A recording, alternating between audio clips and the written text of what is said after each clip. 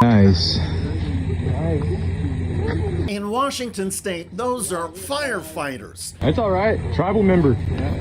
ICE agents have stopped them for 3 hours as part of a Trump administration deportation raid.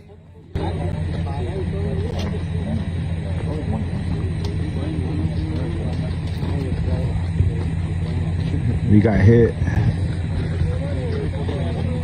They came up on us hard, too. The Bear Gulch Fire, a mile from here, has burned over 9,000 acres and remains out of control. It is so big, the state has had to rely on contract fire crews.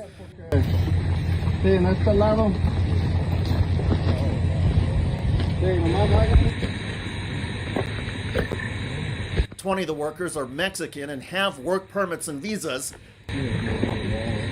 Still, as ABC News reports, Border Patrol arrests 2 firefighters battling Bear Gulch Fire in Washington. The Seattle Times spoke to members of the fire crew. Their reporting aired on MSNBC. One of the firefighters said members of the crew were told not to take video of the incident. "You risked your life out here to save the community," the firefighter said. "This is how they treat us." Another firefighter said they were denied the chance to say goodbye to the detained crew members. "I asked him if his family can say goodbye to him because they're family and they're just ripping them away," the firefighter told the Times. And this is what he said: "You need to get the blank out of here. I'm going to make you leave." Hello, everybody. David Shuster here. Fires are the kind of catastrophe that usually bring Americans together. Not in theory, but in action. And on the front lines, we find crews of firefighters from all different backgrounds. They are brave, bone-tired, smoke-covered men and women doing the dangerous, dirty work to save our communities.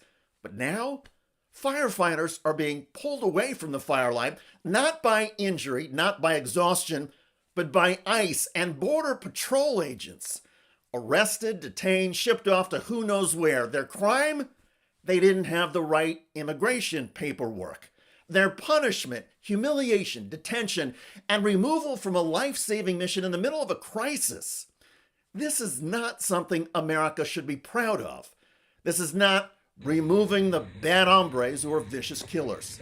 This is vile, bigoted Latino targeting. And it is the natural result of years of Trump policy built on fear, division, and cruelty, often with a wink and a smirk from congressional Republicans.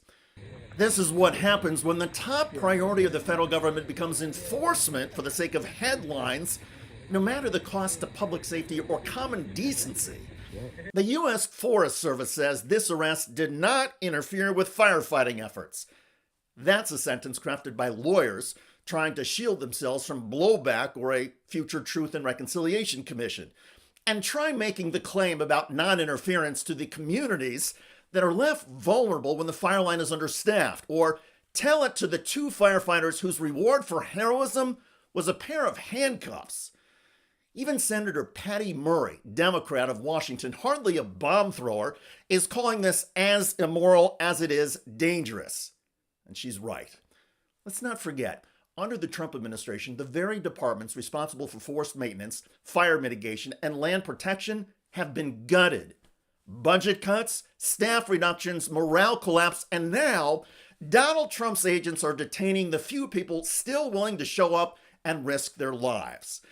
This isn't just bureaucratic overreach, it's institutional sabotage driven from the top by an administration that doesn't see migrants as people or firefighters as heroes, but as pawns in a tyrannical political game. When the sparks have died and the smoke settles, posterity will ask, what sort of nation allows the arrest of those who run towards danger? What madness permits ideology to contaminate disaster zones? Well, we seem to have answered that question. A mad one ruled by spite, where virtue is punished and villainy flirts with the flames. Let's be clear. This Trump deportation policy is a spectacle of cruelty, masquerading as enforcement. It is not policy. It is a stain on America's soul. To all of you who work in the Trump administration or serve as enablers for this madness or as sycophants on Capitol Hill and elsewhere, history will remember. And there will come a time eventually when the rest of us hold all of you accountable. By the way, Donald Trump's Director of National Intelligence, Tulsi Gabbard, is making her title more ironic by the day. Gabbard is revoking security clearance from 37 current and former intelligence officials. In major flub, Tulsi Gabbard reveals identity of undercover officer. Quote, Gabbard reportedly shocked Central Intelligence Agency officials last week after she revoked an undercover operative security clearance and posted their name on social media. The Wall Street Journal reported Thursday. Gabbard revoked the security clearances of 37 current and former intelligence officials who had been involved in producing intelligence assessments related to Russia's interference in the 2016 election. She claimed to have done this at the direction of President Donald Trump.